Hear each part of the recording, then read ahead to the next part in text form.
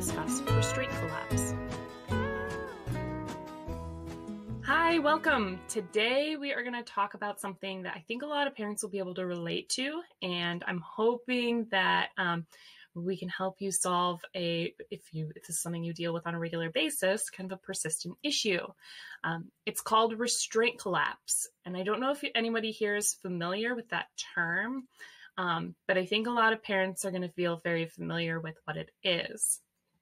So restraint collapse is, sometimes it's referred to as after school restraint collapse. I'll see that written a lot of times, but it's not necessarily just after school, but it's where a child comes home after a long day and they have a big meltdown. They don't quite see themselves, and they might get really angry at something that seems really benign, or frustrated, sad very easily, and they might lash out at you. That sort of action. So, and it can kind of happen at any age, but you definitely see this in kindergarten, preschool, older ages as well. But as kids get older, I think they learn how to cope with it a little bit better. And so they seem fine all day. They'll go to school. Their teacher will tell you that everything was fine. They did everything great. But once they're home, that's when they lose it. So, and it's like you said, it's not just at school. It can be like when you have a big day, you go to the zoo, you do like these big things. Yeah. Holidays, family, big dinners. That's a big one, holidays. A lot of pressure on kids during that time. Yes. Parties, birthday parties, whether it be your kids or another child's, that's really hard on children. I mean, it's exciting too, but, it's just socially, and emotionally, it can be a lot to ask of our children. So they will seem fine, have a great day, go home, and then just totally melt down. And so what's going on there? Why do they do that? Yeah, well, they do it because they've been asked. I mean, it's particularly school. I think a lot of parents, because that's like a daily thing, can relate to that. They are following directions all day long. They're trying to navigate social situations. Maybe they even are, they're having to sit still, listen to lesson plans, a lot of things that are just, it's a lot to ask. Any one of us is going to get out of that and feel like, and just want to decompress. And even if it was something fun, because you mentioned birthday parties, and I think, adults feel this too. And like you said, as we get older, we learn to cope with those feelings better, but there's just a lot that goes on when you're in those situations. And it's when you finally get out of it, you're able to relax. And when you're able to relax and feel comfortable, that's when you can kind of let out any frustrations that have built up over the course of that time. Yeah, absolutely. And so you can even think of it as sort of amazing, rather than expecting more from your child, and thinking, well, they don't seem to do this at school. It's because they feel comfortable enough around you to have these big emotions and to, they've been bottling it up all day. They've been saying, I don't want my friends to see me cry. I don't want my teachers to get mad at me, or I don't feel safe doing it because I might get in trouble. I don't know what will happen, right? There's all kinds of things. Exactly. There's too much peer pressure, other adult pressure.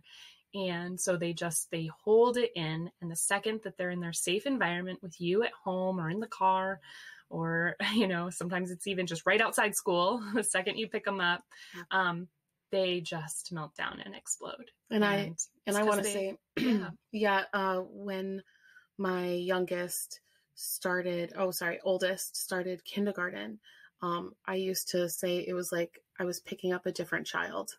It was really scary how much he changed. And the problems that we had when I picked him up, they weren't there on the weekends, but after school, it was very concerning. Yeah. Yes. I mean, a lot of lashing out, like physically, a lot of, verbal upset. And I mean, there was a lot. It was really hard on all of us because he has a younger brother, and it was me and his younger brother. And then we would get, confused because here was this person that we know and love and want to connect with, and he didn't want anything to do with that. Yeah. I remember those days too. And I remember thinking, gosh, he's working through some stuff from his day every afternoon. When he would be picked up from school, I remember he'd go to the backyard and just spend sometimes hours sort of just working through that. Usually on his own. He wanted to be on his own. Yep. And different children are different in what they kind of need to try and decompress from all of this built up stress and anxiety from their day. And I think we can relate to it too. I remember when I was working a full-time job, it was really hard. I would get home and I swear it would be like the same trigger every day too. I would just get home and I'd want to do nothing for a little while, maybe talk about my day. But the thing that would always set me off is my partner would ask, oh, what do you want to do for dinner? And I swear, I think I had a similar meltdown about 2 days ago, but with over dinner, I guess I have a lot of anxiety around that. But he'd say, what do you want to do for dinner? And even if I had a plan for dinner, if I didn't, I would probably really kind of lose my mind. But even if I had a plan, or I said, I don't know, and then, hopefully I might get a suggestion. Oh, it looks like we have a lot of hamburger meat. We could do hamburgers tonight. I'd be like, I don't know. I can't think about this right now, and all of a sudden it kind of sets the stage where things feel a little bit anxious and there's tension now in the relationship. And I totally brought that home. That's probably because I spent a lot of my day with a lot being asked of me, and I didn't want anything to be asked of me anymore. A very physically demanding job. Like, it was very tough. I've had various different jobs, and some of them were way more That's mentally. Some of them were way more mentally demanding. And there was an owner of the company that would always just switch up what she wanted. Yeah. And so I'd get so frustrated because she would want me to do one thing and then all of a sudden change what she wanted to see. And it was just confusing and hard and very frustrating, because I would spend sometimes days on projects and just think, I can't redo this all. But now I'm just a busy mom and different stressors. But I think I just wanted to share that, because it's not just children that experience this. And when you see this in your child, you can now start to kind of relate maybe to how they're feeling, and try and help them. There's actually a lot of things we can do to help. What would you recommend? The first thing, a big thing would be, know your child. And if you start to see these signs, don't ask them questions about what's wrong or how their day was, or don't try and, distract them from it either. Like, oh, hey, look at this fun thing over here. We're going to do this fun thing.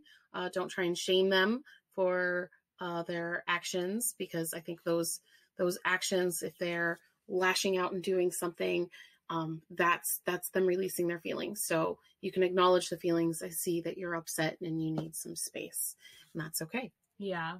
And I think we get excited to see our children after it's been a long day of not seeing them, or when they've been having a big day, and we are excited to talk to them. We want to know how their day is going, but it's not necessarily the best time to ask them the moment that they walk into the car, get in their car seat. I would almost prepare foods. A lot of kids, things that can contribute is they are thirsty, they're hungry, they've had a long day, they need something in there to nourish their bodies. I would recommend having a snack ready right away. And if they eat it, great. If not, that's fine too. That's up to them. And don't ask them about their homework right away. Don't ask them about their homework. I would give them quiet. And if they start speaking to you, you can, of course, respond and engage them. And maybe your kid's the kid that likes to talk through their day, and that's how they release some of their anxiety as well. I don't know if anxiety is really the right word, but sort of that. The frustrations, of their day. And I would recommend kind of, letting them guide the first couple hours after they get done with these big days. So don't ask anything demanding. Don't ask them to go do their homework right away. They might need a break. They've been in school all day. They might need something physical. bring them to a big field, bring their bicycle, let them ride around. If it's a really big problem and it happens on a regular basis from school, you might want to talk to the school about it and see what kinds of things you can do. Like, is it possible for the teacher to not assign your child homework, or maybe there's some changes they can make throughout the day, because some kids are not capable of conforming in the way that's expected of them. If you have the luxury to look into other schools, that is another option. But I know these are like for if this advice doesn't work very well and these are such big problems, then you can look into other like bigger changes, life changes to solve these problems. And personally, for me, it was a big problem, and I ended up enrolling the kids in a democratic school. So that particular school does not have any homework or grades or classes. It's a very weird hippie school, but I think that's a different episode. Yeah, definitely.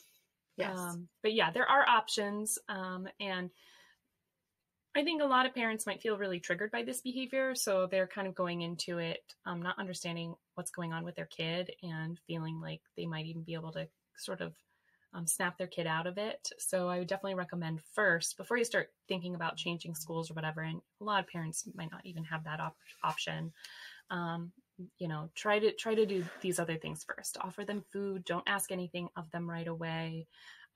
Give them an opportunity maybe to get some exercise, go for a long walk.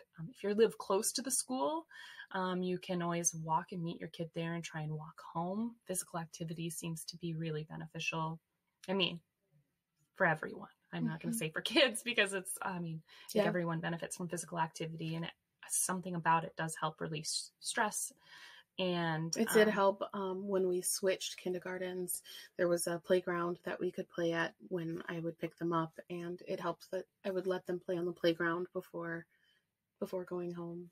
That's great. Mm-hmm.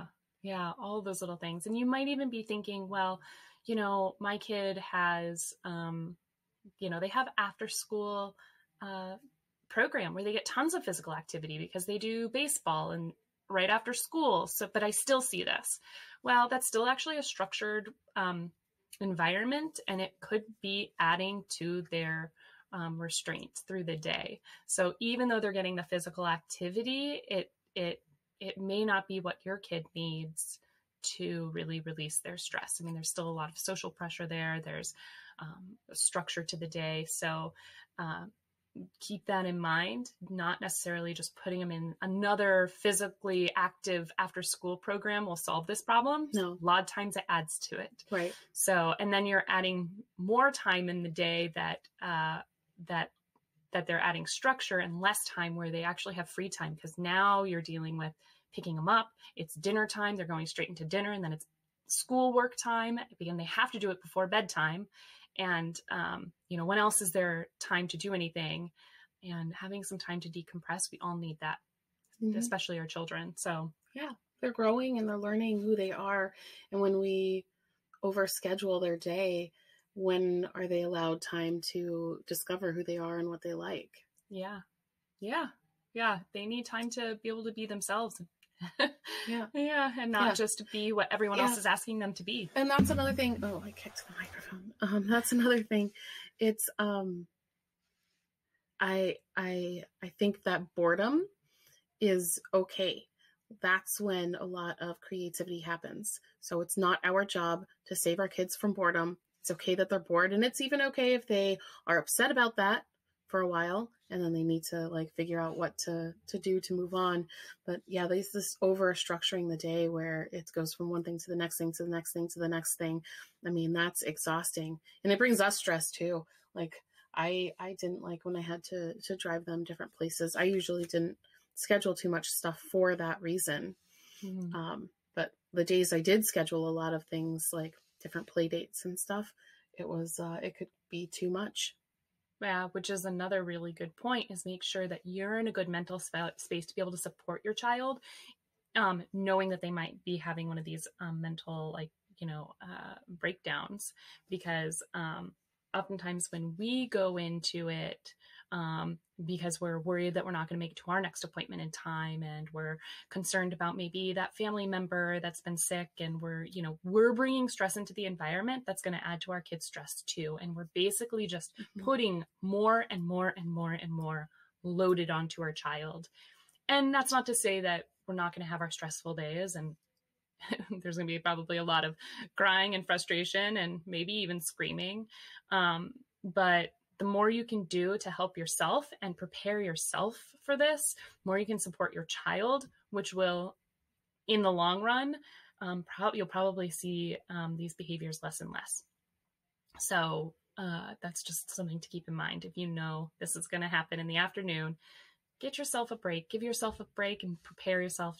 Take some deep breaths before picking up your kid, and be prepared, because it is stressful.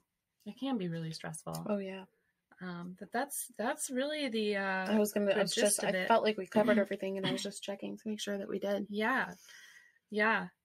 So on that note, I think that's it. And if you found this helpful, feel free to comment and let us know. Subscribe, share it with a friend, and hopefully you learned something.